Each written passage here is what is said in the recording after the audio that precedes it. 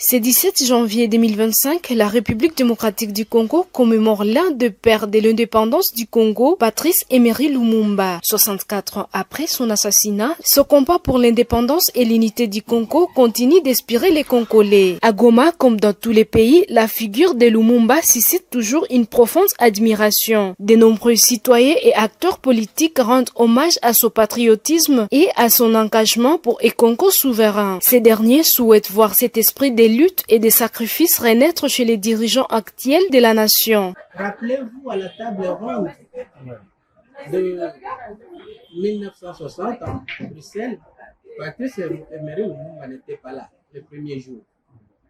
Et c'est la classe politique congolaise qui a réclamé sa présence à la table ronde. S'il n'était pas un édificateur, il ne pouvait pas être réclamé par la classe politique.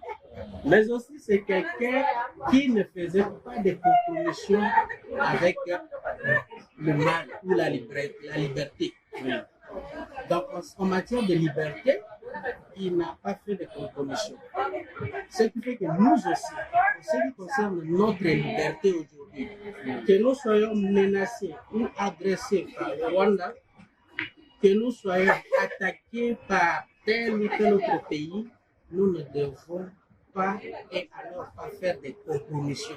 Nous ne devons pas négocier par rapport à notre liberté. D'abord, je souhaiterais que nos dirigeants actuels puissent avoir cette idéologie de Lumumba. Vous savez, pour moi, j'ai toujours dit que Lumumba était la forme, la mesure, la chose qui devait incarner et comme mentor toutes les générations qui devront devenir une élite pour la République démocratique. Il faut relancer le développement, la paix, la sécurité, l'économie et toute autre chose pour ainsi sauvegarder l'indépendance que nous avons eue le 30 juin 1960, un acquis qui a été trouvé par les efforts de Emery Patrice Lumumba et de tous les autres qui ont compati à son côté.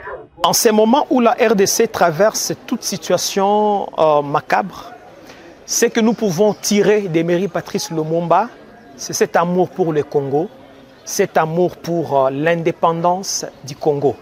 Et quand nous parlons de l'indépendance, premièrement, il y a l'indépendance politique. La RDC doit s'auto-diriger, pas être téléguidée par des grandes puissances.